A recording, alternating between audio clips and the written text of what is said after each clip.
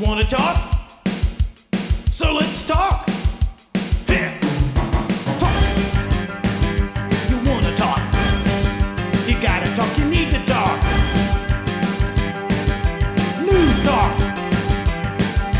I talk, you talk to Solomon. I talk, you talk to Solomon.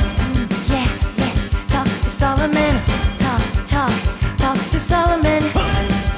You gotta talk. Welcome to the final sector of Talk to Solomon tonight. That's me, Stan Solomon, my co-host, Chief Steve. Police Chief Steve Davis, and of course, our guest of honor, Dr. Alan Keyes.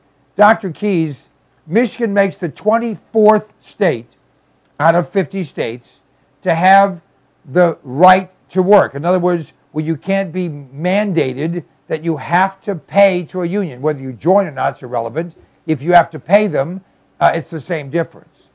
The 24 states, well, the 23 states prior, have a dramatically better situation than the 27 states that have the union mandates. And we're seeing that. And Indiana, which just changed in February of this year, has had a dramatic result in just 10 months of an importation of jobs, a lot of them from Michigan, where employers are leaving left and right, like they are from California, and they are from New York, and they are from New Jersey, and they are from Maryland. And you would think that people could just look at the economic situation, but as Chief pointed out, in the hostess situation, there doesn't seem to be an economic reality in many, not all, but in many unions. They don't care if a company will go out of business. They'd rather lose their jobs than lose the argument. Could you address that? Well, that part of it, Stan, I think really does have a lot to do with the fact that unions have become a kind of leadership sinecure.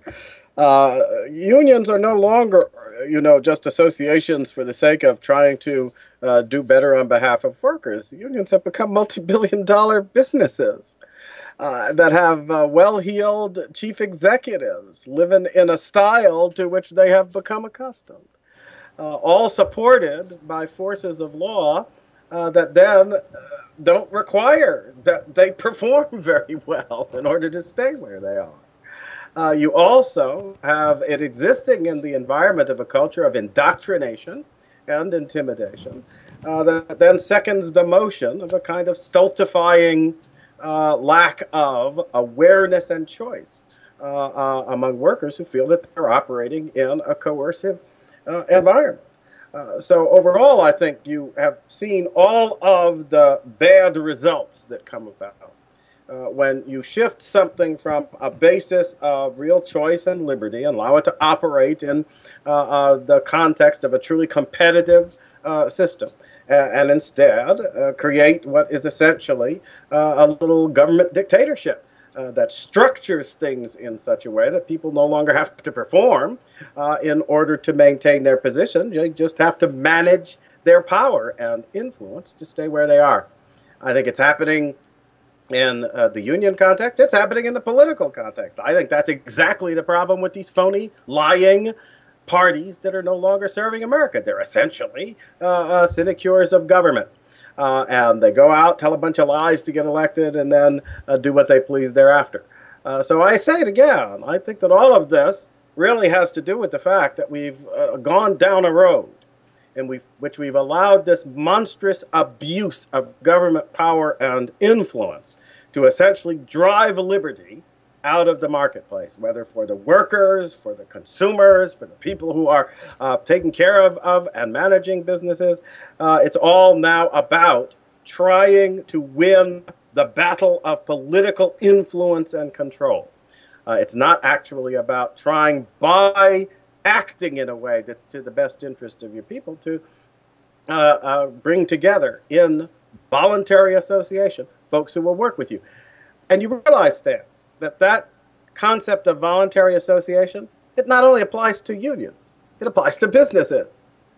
That's what a business enterprise actually ought to be.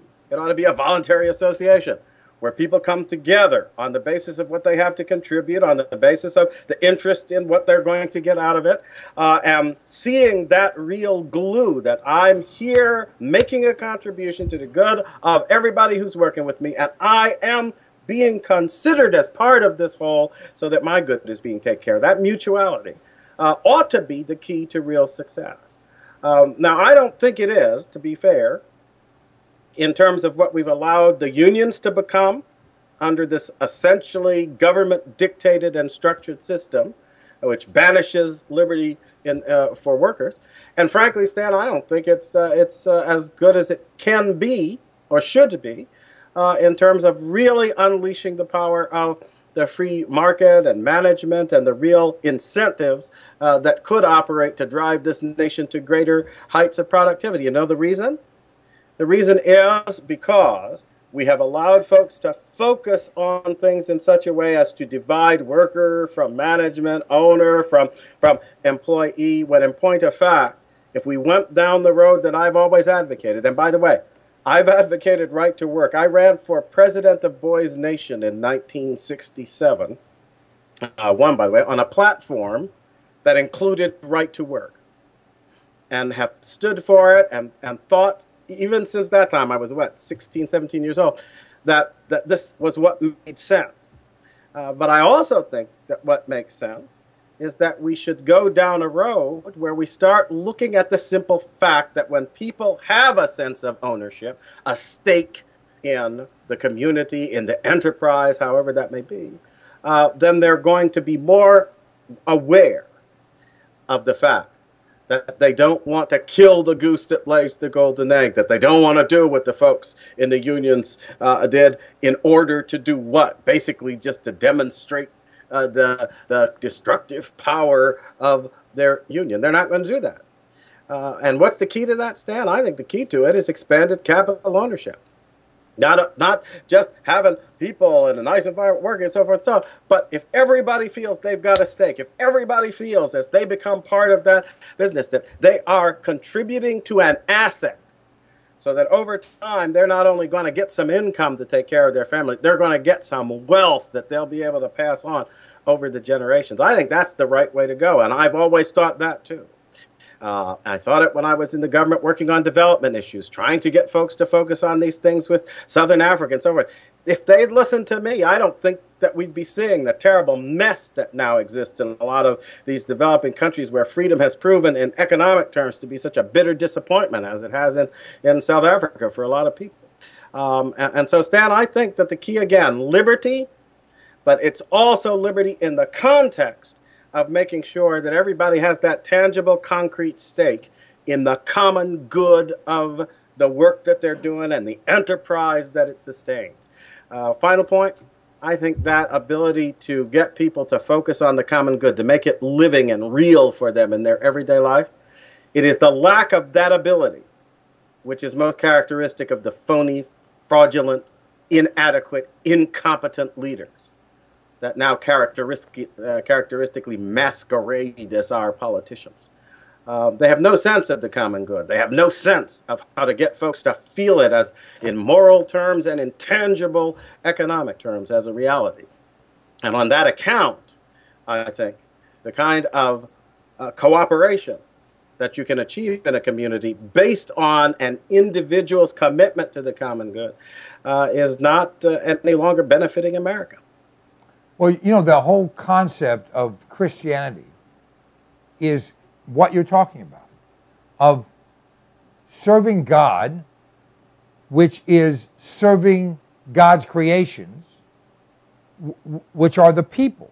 So if everything you do is about doing the right thing, then whether it's for the company for whom you work, whether it's for the group of people with whom you work, whether it's for the community in which you work, whether it's for the country for whom you work, along with your family, then if you have that, and I really think that's what this comes down to, you have that common denominator of doing the right thing, knowing what is right and what is wrong.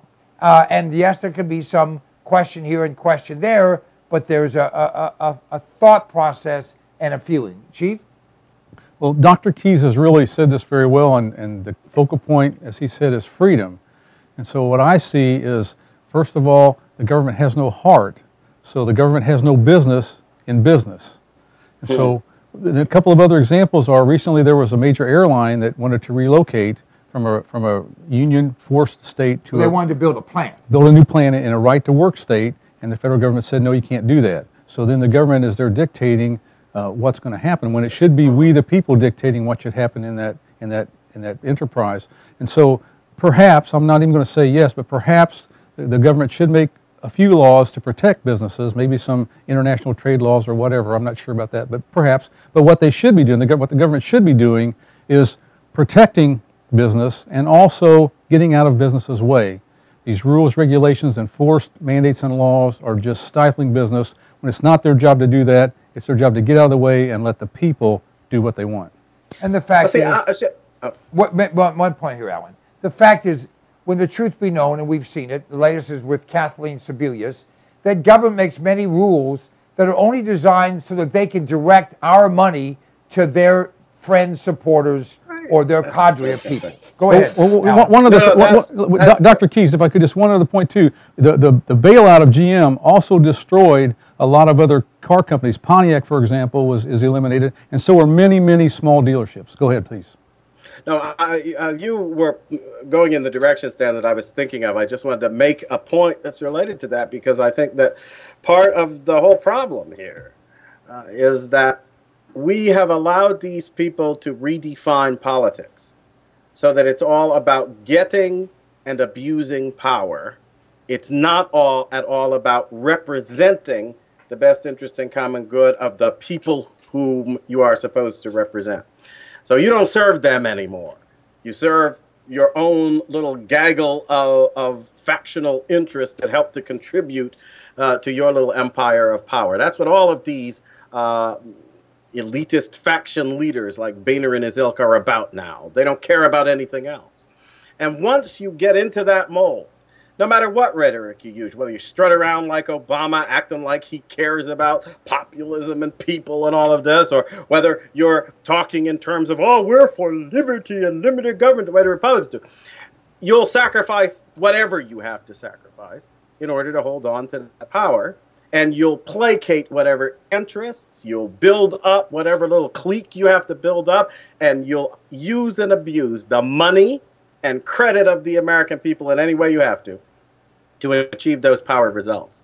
And I think allowing this factionalism, as George Washington would have called it, to run rampant in a way that utterly crushes even the ability to articulate the good that transcends their power game, is what's destroying this country utterly. And the key to letting that happen is what you just pointed to, Stan, I think.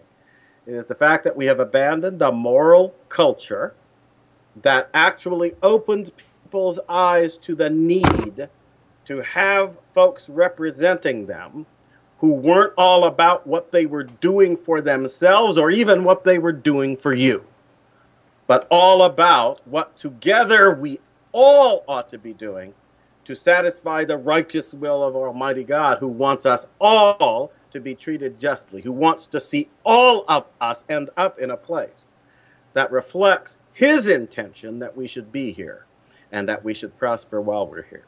That sense, as I say, of the common good, we've just allowed it to be tossed aside, and it doesn't play any role any longer, in fact, in our political discussions. It's all let's you and him fight, or let's me and you benefit and take advantage of other people on one side and the other. They don't care who they have to trample down, so long as they're building up the little coterie of factionalists who help them to stay in power. If we don't break this system, Stan, we're never going to get out of this mess. Now, I want to switch topics, but I am not really switching topics, but I think maybe people will see the relationship.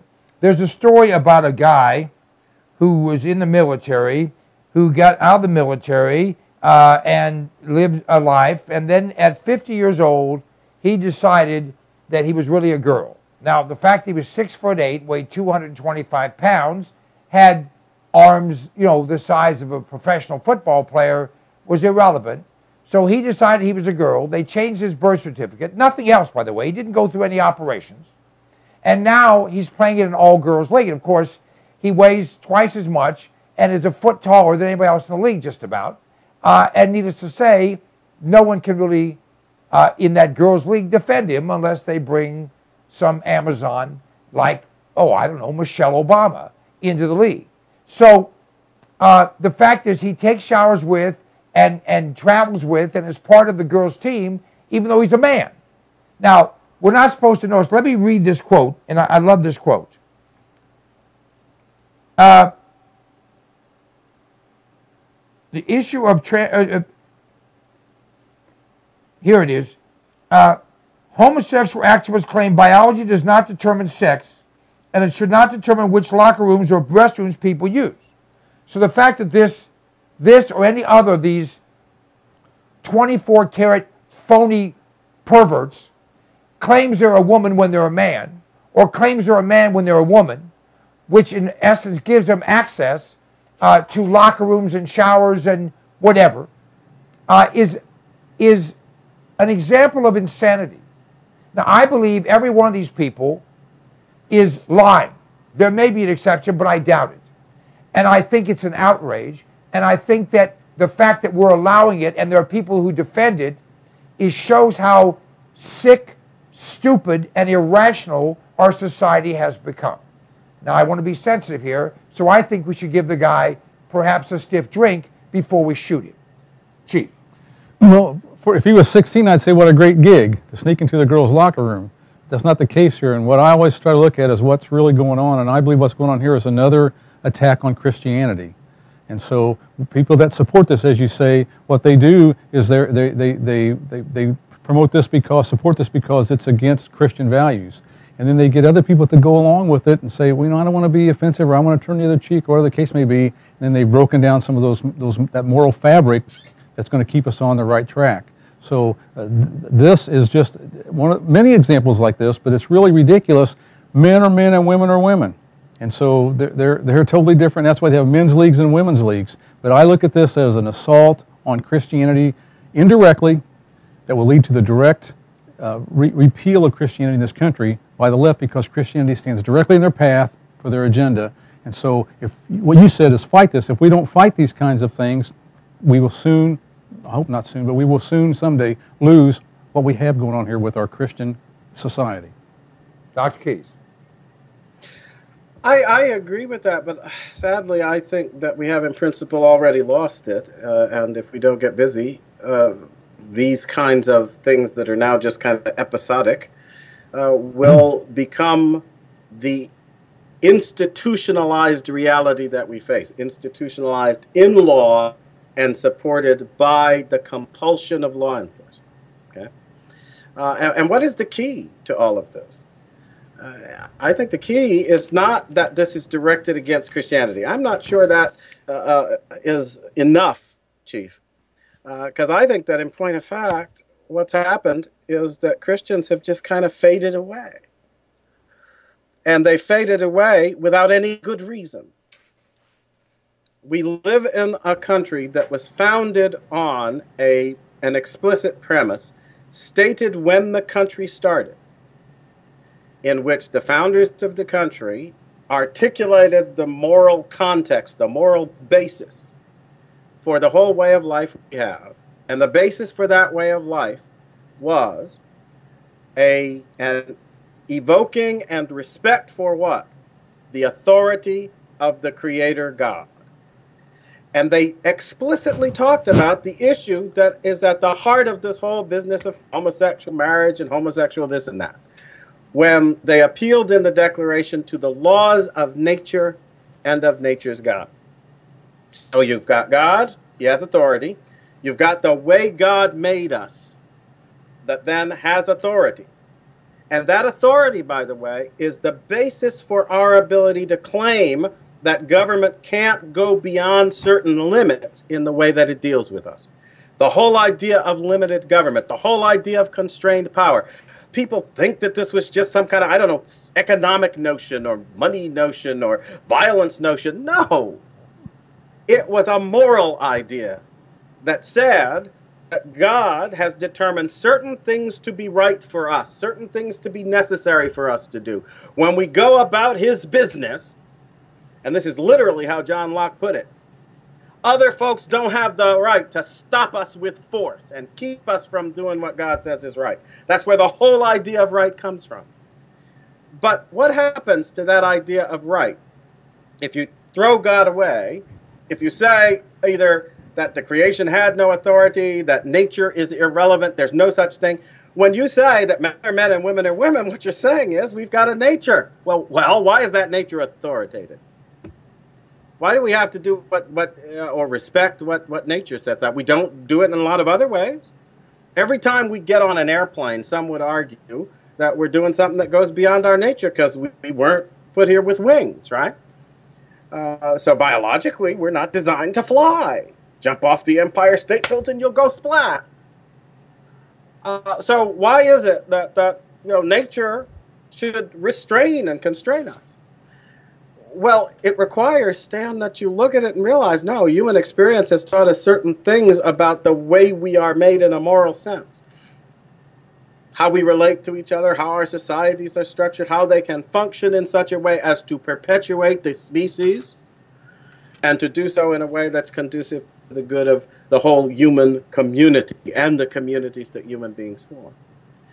And when this country began, they said explicitly, the Creator had an intention for us. It is fulfilled in the laws of nature, and we must respect the right way of doing things according to that determination of God's authority. Now, some people may not agree with that. That's okay. But answer me a question, though. Why have the people who do agree with that become so timid about standing on the country's foundations? I'm not doing anything to anybody. I'm not imposing anything on anybody. I'm just standing on the country's foundations. And by standing on those foundations, justice went from strength to strength, including overthrowing slavery and achieving the women's votes and achieving the ability of folks, like we were talking about before, on a voluntary basis to union. All kinds of injustices and all kinds of battles against oppression founded on the notion that government and all individuals have to respect the basic ideas of right that come to us from God. So why is it that folks come in with this ridiculous stuff? I'm a 15-year-old man, but because I woke up yesterday fancying myself to be a woman, everybody in society is now forced to treat me as such. Even though that goes against the grain of everything that's good for the families and the societies and the kids, that doesn't matter. You've got to cater to my little personal dictatorship. You know, the reason we've lost common sense is because we've abandoned our allegiance to our common God, the God of the Declaration, the one whose will then provided the foundation for our claims of rights and our battles for justice. We're tossing it aside, and for no good reason. What's the good reason, Chief? That Christian people have become timid about this, when it's blazoned on every page of our history, when the successes that the nation has enjoyed are deeply owing to that, and when that fact has been declared by leaders in every generation, till we get to the mad, self-obsessed, self-worshipping elitists of our day. When are people going to get sick of this? When are they going to remember who they are in the eyes of God and stand for it? And do so without shame, with boldness. Stand up and once again reassert their allegiance to the God who made us, to the laws of nature and nature's God, to the concept of rights based on respect for those laws, and just look people in the eye, as I did on the campaign trail several times when folks stood up and you had, homosexual people would challenge me because I was somehow interfering with them. And I said, no, I'm not at all being, if folks, and I have stood this way for a long time, if folks are doing X, Y, and Z in private, and the consequences don't spill over in some way to the public domain and harm the common good and individually harm others, then I'm not going to go in there and dictate what they're doing and force everybody to take a look at it and so forth and so on. I don't think God requires that of me.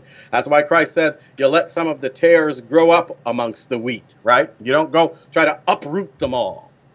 But at the same time, if somebody wants to stand up and say everybody in society has to give up the understanding of marriage on which it prospers, And they've got to raise up their children to consider to be acceptable what, according to their deep faith and belief, is an abomination. They've got to cast aside the concept of right, cast aside the allegiance to God that is the very foundation of our claim to self-government, so that I can parade about and say that I feel good about sleeping with this man when I'm a man and doing other stuff.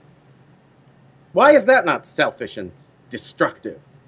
What madness grips us that we don't realize that to allow individuals, for the sake of their passionate whims, to overturn the very foundations of society itself is just about the most selfish behavior I can imagine. And it's time we stopped being timid about saying no to that. I think that this is what's killing us. It's not that suddenly Christianity's in danger. It's that for decades now, Christian people have lost their guts and intelligence to stand up for the decent things that built the society's strength. And they're good examples of it, like Glenn Beck. I always warned people against that guy. And now he's coming out with his little campaign promoting homosexual marriage and all this and saying it doesn't make any difference. It was always there, and it was always clear. These people who are diffusing the moral understanding set us up for this destruction. And I don't understand why people are accepting it. There are good, sound, reasonable arguments that support the position that defends marriage and that rejects this idea that we must accept the dictatorship of selfish, passionate whims. Why aren't we willing, in a reasonable way, to make those arguments? Why aren't our leaders willing? Why do we keep backing these people who refuse to do what it ought to be their duty to do? Represent the decent conscience, the decent, rational conscience of the people of this country. It's what I've tried to do throughout my whole career. And yet, it seems like every way I look now, folks who refuse to do it are still being preferred to power by the very people who claim they care so much about defending marriage and trying to raise up our children in the way God wants them to go. And yet they won't make the simple, clear, rational arguments on which the country was founded and on which we could still rely to persuade the heart and common sense of our people. I don't understand it. It's tough right now, but unfortunately we're out of time. Let me just get a final thought from Chief. Well, I think those are great words, Dr. Keyes, and I guess my thought is we can either stop or start. It's time to get started, and let's fix this. And from my perspective, it is never right to do wrong, and it's never wrong to do right. So stand your ground and do the best you can.